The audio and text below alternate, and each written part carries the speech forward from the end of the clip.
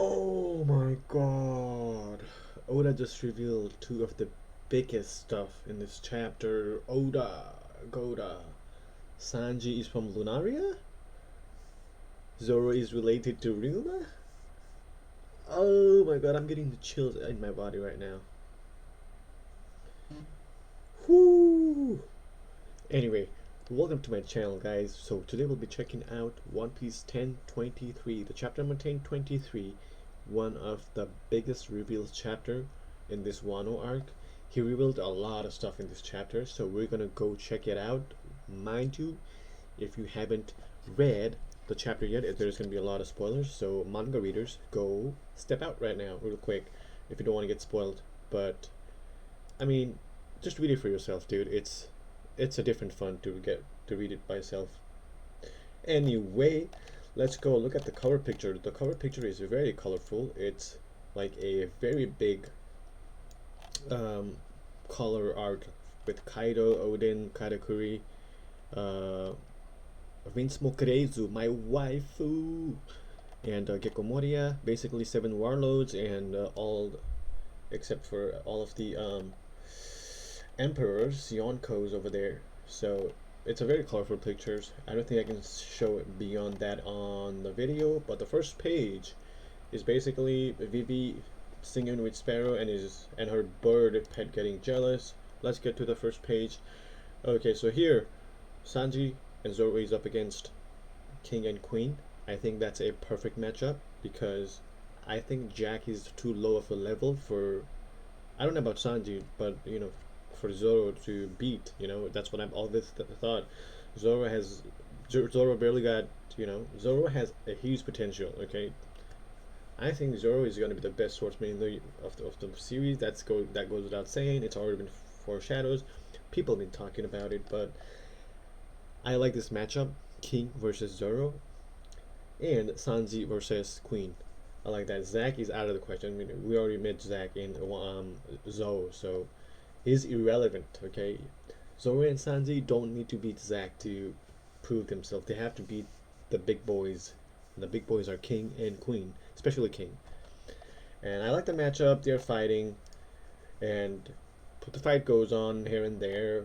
People are not trying to interfere with those 4 people fighting. King, Zoro, Queen, and Sanji. All the people that Wano Samurai are not trying to like interfere. Hyogoro boss is telling everybody to not interfere. Look at, you know, they're really serious. They wants to fight. And while this happens, you know, Marco talks about. Marco says. Marco remembers Whitebeard saying, "I thought Marijo's was above. I thought only Marijo's was above Red Line, yo. I'm talking about the distance pass. Back then, God's land was up here." I don't know what they're referring to, but they're talking about some gods, and there was a different land being above Marizoa, which is very, very good info, but I'm not sure where to connect this info to yet, but we'll figure that one out. When did you start believing such? So basically, Marco is not like listening to believing what Whitebeard is saying. Whitebeard is basically saying there's a god, there's a place above Marizoa too, like same level as Marizoa. You know, I thought only Marizoa was above the red line, yo. Basically,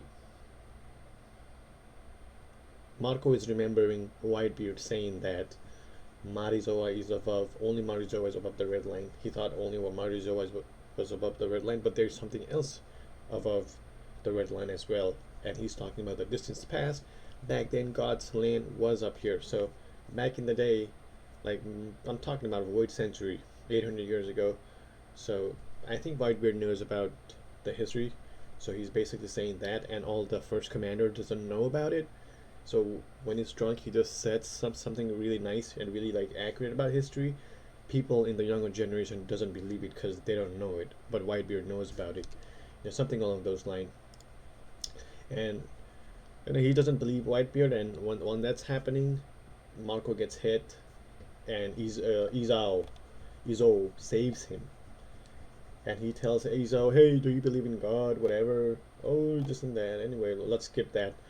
So let's get to the fight, okay? So Queen basically says we're all star because our toughness is unstoppable and no one can stop us. That's the reason why we're all stars. And Zoro kind of flinches. Queen attacks. They both dodge out of the way. And Zoro looks at Sanji and tells him, "Hey, are you okay? You're not moving correct." And Sanji says, "Oh, ever since I wore the raid suit, I'm kind of off. I feel my body feels kind of off. It's I don't know. That raid suit had something on it. I don't know what's wrong. It's kind of making me feel weird." And then he goes and like King says, "Oh, you have a like weird eyebrows." And Sanji says, "Oh, not my body, my face, doofus." So basically, King attacks, Queen attacks Zoro, Sanji saves him. King attacks Sanji, Zoro saves him. So they're basically even now. And then, you know, after that, this is the conversation. After Sanji saves Zoro, Queen says, I remember what judges are like. Judges brat like their son. Like judges brat means Vein Smoke Sanji, Niji, and I don't know the other name, but Vein Smoke Sanji's brothers were like enhanced brats. You know. Oh, why is your so Queen basically said, "Hey, why is your leg like lighting it on fire?" "Oh yeah, now I know, cause you guys are enhanced. Your father enhanced you when you were kids." And then Sanji says, "Oh, I'm a normal human being," and that surprises Queen because a normal human being cannot create flames. And he says, "Wait, you're not a Lunarian, are you? Only Lunarian were able to create fires from their body, but you're not Lunarian. You don't look like one. How are you able to? And you're not even enhanced. How are you able to freaking create fire out of your body?" And then as soon as King hears this conversation, he goes like this: "What? Lunarian? I don't think so."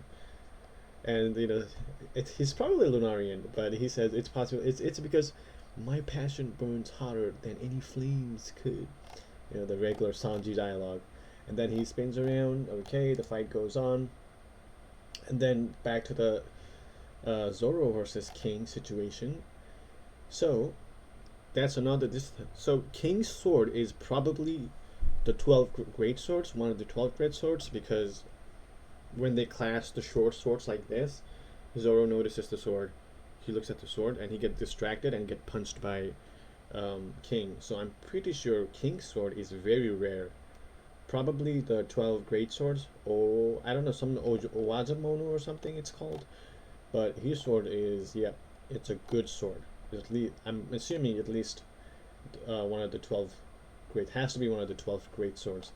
And he gets distracted, and King punches Zoro, and he's like, "Oh, just because we're swordsmen doesn't mean we only have to use swords to fight. I can use my fist too. We don't have to play with the rules, because swordsmen only use swords to fight." But King like slashes, like try to slashes, Zoro blocks it, and then he punches Zoro. Like, we don't have to go with the rules. We can use whatever techniques we want to use. If I want to punch you while I'm using sword, I'm gonna do that, something like that. And then Zoro was like, "Okay, we'll have it your way." That's one of the biggest reveals. There's a Lunarian talk. Sanji could be from Lunarian or something. Raid suit did something to Sanji. I don't know. It's kind of, but it's very cool. It's very cool. Okay, it's very cool. Lunarian Sanji relationship, and then we cut to the fish guy, Kawamatsu. He says, "Hey, boss, Hyugoro, what's up?"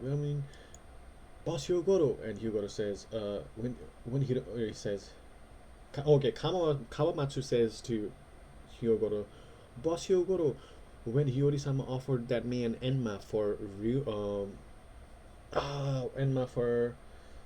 Ryuma's sword, I forget his sword. Hold on, man."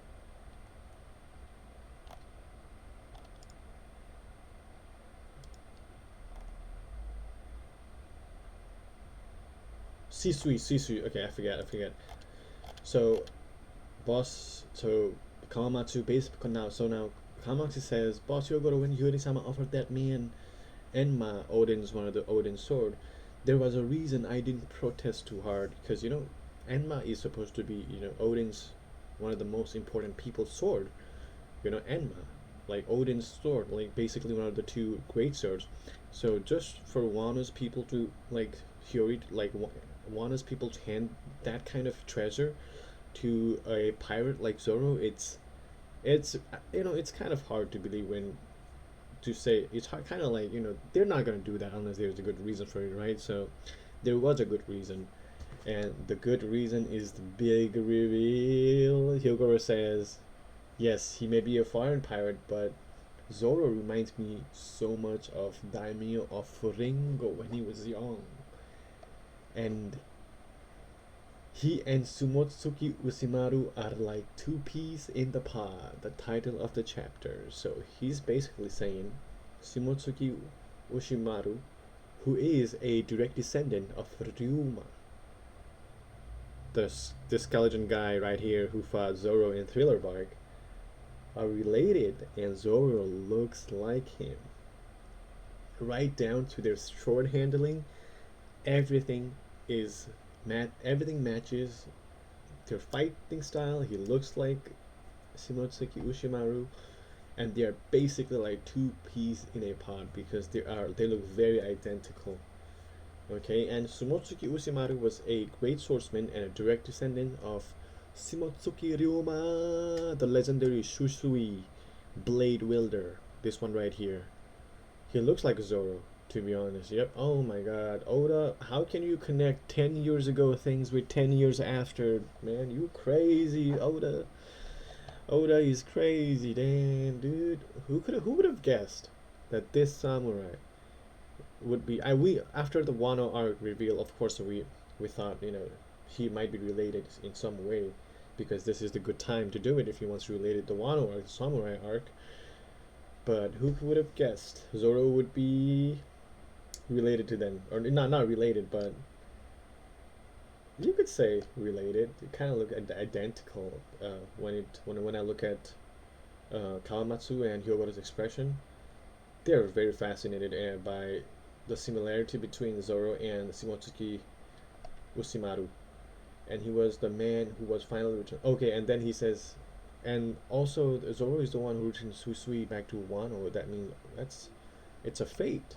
After all, Ryoma, the Dragon Slayer, this guy right here, was a one-eyed samurai, just like Zoro.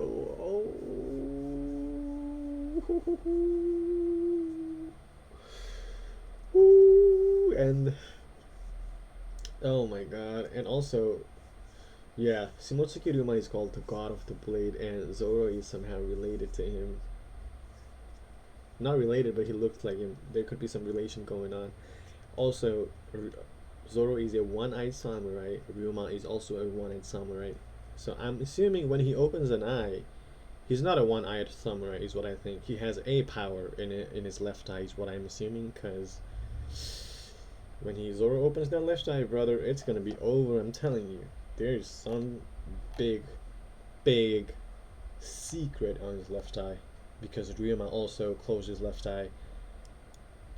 But that's crazy, man. So one of the two big reveals in this chapter is Sanji might be from Lunaria. Lunaria is a tribe that's where the king is from, the king. So so second reveal is Zoro looks like Shimotsuki Usimaru, and he is the direct descendant of Ryuma right here, the guy in this photo right here. And Ryuma was a one-eyed samurai. And another big reveal is I'm getting chills out of my body, yo. So there's a big dragon, right? And everybody thinks, besides Luffy, everybody thinks it's Kaido. Everybody says, oh, why is Kaido here? But it's not Kaido, it's Momonosuke, because the Shinobu aged Momonosuke all the way to 28 years old. Mind you, Hiyori, Momo's sister, is 26, so he was aged all the way to 28 years old. And you can see Shinobu crying on the side, like, and Luffy asks him, "Hey, why are you crying?" Because Momonosuke-sama, you look just like dot dot dot, just like Oden. Is that why she's crying? Just like uh Oden's wife, I forget his name, her name. With time fruit, it could be anything. It's time. And now they're trying to. They got a flashback all the way back to Dressrosa when Momonosuke and uh, Luffy first met when he was trying to eat him in the junkyard. Momo, that's right. Let's take Mono back. So they're basically trying to fly all the way back to top of the Onigashima because now Momo is big enough to transport Luffy all the way to the top. There is something really big secret in the devil fruit that Momonosuke ate because everybody it was officially reported as a failed devil fruit, but I don't think it was a failed devil fruit. It definitely has some speciality. Vegapunk did something crazy with this fruit, and Momo ate it. And there's also another secret that needs to be revealed about Luffy's devil fruit. Why was it so important that CP09 or was defending and Shanks took it away from them? And why was it not like revealed until now? And why was nobody hunting Luffy? Maybe the public didn't know about his devil fruit being that crazy good or whatever. That's the reason why he hasn't been hunted for his devil fruit so far. Man, there's so much secret being revealed in this. Goddamn. Oh my god, that's just crazy. Oh my god, I had to upload this video because goddamn, I wanted to do it. This is crazy. And there's the best thing. There's no break next week.